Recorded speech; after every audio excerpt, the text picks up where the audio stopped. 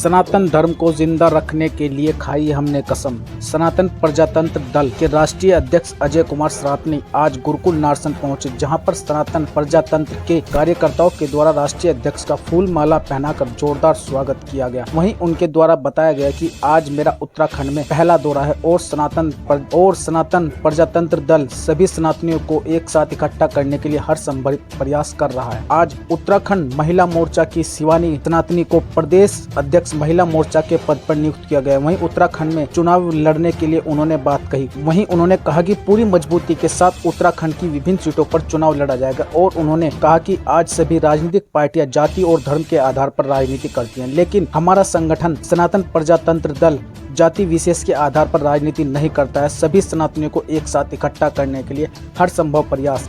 वहीं सनातन प्रजातंत्र दल के कार्यकर्ताओं के द्वारा राष्ट्रीय अध्यक्ष का जोरदार स्वागत गुरुकुल नारसन बॉर्डर पर किया गया। देखिए खास रिपोर्ट रुड़की न्यूज एक्सप्रेस के माध्यम से। देश और जो मूल मुद्दे हैं, हमारे पार्टी का मूल उद्देश्य यह है कि हम पहली चीज तो जो ये जातिवाद है, हम जातिवाद को खत्म करने की इच्छा से ही हमने यह पार्टी बनाया हुआ है। हमारे लिए देश का हर नागरिक जो है सनातनी है, सनातन धर्म का अनुयायी है और सनातन धर्म का जिस दिन पालन करने वाला हर व्यक्ति हो जाएगा उस दिन जातवाद खत्म हो जाएगी। दूसरी चीज, हमारे यहाँ इतनी भ्रष्टाचार देश में है, उस भ्रष्टाचार को भी खत्म करने का एक ही रास्ता है। हर व्यक्ति की सोच जब बदल जाएगी तो भ्रष्टाचार खत्म हो जाएगा। सनातन की जैसे और बात पार्टियां हैं सनातन का प्रचार प्रसार कर रही हैं, वो सनातन के नाम पर एक तरह से व्यापार भी कर रही हैं। कहीं न कहीं वो सनातन का नाम जरूर लेती हैं, मगर वो भी जातिवाद की ही बात करती हैं। अब चाहे बीजेपी हो, चाहे कांग्रेस हो, चाहे सपा हो, चाहे बसपा हो, चाहे जो भी पार्टियां हो, ठीक है। भारतीय जनता पार्टी को ही ले लीजिए, इनमें भी जो है कि जातिवाद की विशेष भावनाएं हैं और उसी के आधार पर राजनीति कर रहे हैं, चुनाव जीत रहे हैं।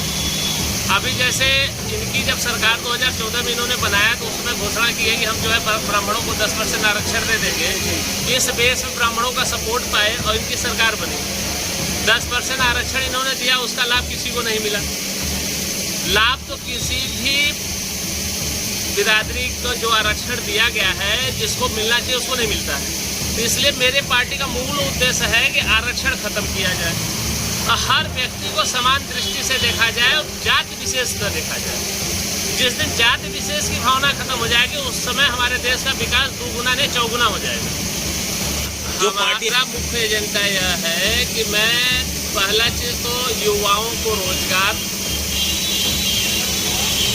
की व्यवस्था अच्छी तरह से करना, दूसरी बात कानून की व्यवस्था सुदृढ़ करना और किसानों का जो यह आंदोलन हर जगह चल रहा है, इसके पहले भी सरकार जो आई थी वो और जो सरकार अभी है प्रेजेंट में, या जो भी इन्होंने कानून पास किया या जो भी सुविधा किसानों के लिए किया, उससे सब किसान संतुष्ट नहीं है। कहीं न कहीं किसानों का शोषण हो रहा है।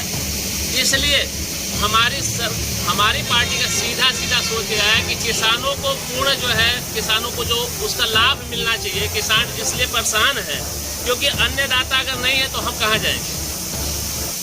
अब कहते हैं हम किसानों का ऋण माफ कर दे रहे हैं। किसानों को ऋण कितना माफ किया जा रहा है तो हर किसान से पूछिए, किसी को मिल रहा है, किसी को नहीं मिल रहा है। अगर समय पे किसानों के अन्न का भाव न सही मिले तो किसानों को उसका क्या लाभ। जब मार्केट में उसका भाव कुछ और समय पे ना मिले, औने पौने दाम में किसान है। एक किसान जो है अगर 10 बीघे जमीन है और उसको फसल पैदा करने में वो 4 लाख रुपए खर्च कर रहा है और उसकी लागत भी नहीं निकल रही है, तो उस किसान को हम क्या बेनिफिट दे रहे हैं। किसान तो इसीलिए लड़ रहे हैं ना। महिलाओं के साथ हमारा समान व्यवहार, क्योंकि नारी जो है हमसे देखा जाए तो नारी पुरुषों से श्रेष्ठ है कि वो जननी है, वही पालन करती है, वही जन्म देती है, वही बहन भी है, वही माँ भी है, वही पत्नी भी है। नारियों का सम्मान हमारी पार्टी का मूल उद्देश्य है कि नारियों के सम्मान में बढ़ोतरी करना, नारियों को पुरुषों से ऊंचा दर्जा देने की कोशिश करना। नहीं तो समान दृष्टि से दोनों नारी और पुरुष दोनों समान दृष्टि से रहेंगे। जितना पुरुष को दर्जा दिया जाएगा उतना नारी को भी दर्जा दिया जाएगा। जो देश की महिला के साथ जो रेप हुआ, भारत के पुरुषों के साथ उसने जो भारत को जो टिप्पणी किया है कहीं ना कहीं वो सही भी है, क्योंकि अगर यहाँ की कानून व्यवस्था अगर सही रहे, क्योंकि जो विदेश से लोग हमारे यहाँ घूमने आते हैं, पर्यटक आते हैं, हमारे यहाँ एक चीज़ आप जानते होंगे कि अतिथि देवो भव, ठीक है। जो भी व्यक्ति हमारे यहाँ आता है वो हमारे लिए देवता तुल्य, यानी कि हमारा देश देवभूमि है। और खास तौर उत्तराखंड जो है देवभूमि कहा जाता है। अब भारत तो देवभूमि है ही, और इस देवभूमि पर अगर अतिथियों के साथ इस तरह से अन्याय हो तो गलत है, इसका समर्थन मैं नहीं करता हूँ। ये बन गया था तब मेरे पास भेजा गया था, उसमें मैं संशोधन तत्काल में नहीं करवा सकता था। नाम के आगे इन्होंने जो टाइटल लगाया हुआ है, ठीक है, इसके लिए मैंने इनसे बोला था, पूछे मैडम से, हम क्या टाइटल नहीं लगना चाहिए, क्योंकि आप सनातनी हैं, नाम लिखना है, आप नाम लिखिए सिकंदर सनातनी, ठीक है, मेरा सीधा टाइटल सिकंदर सनातनी, तो ठीक है। आप अभी ये लोग नए हैं, पार्टी से जुड़े हैं, जिसका लोगों को जानकारी नहीं है, तो जब बताएंगे तभी जानेंगे। आगे से इस चीज़ की आपको शिकायत नहीं मिलेगी, इसको सुधार किया जाएगा। हमारी पार्टी ज़्यादा से ज़्यादा सीटों पर चुनाव लड़ने की कोशिश हम कर रहे हैं। अभी हम नहीं कह सकते कि कितने सीटों पर चुनाव हम लड़ रहे हैं।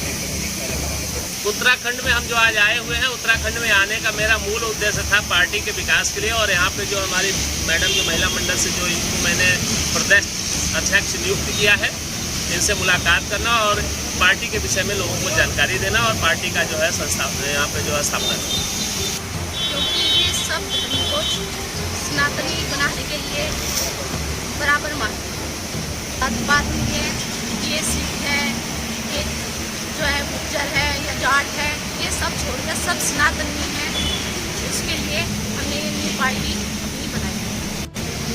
अभी आगे हम तैयारियां करेंगे। अभी जो है हम ज्वाइन हुए हैं, आगे तैयारियां करेंगे। आप चुनाव लड़ेंगे किन? मेरा जो मुद्दा है महिलाओं को सम्मान रखना, उनको सहयोग करना, नारी शक्ति बढ़ाना, बस मेरा मुद्दा ही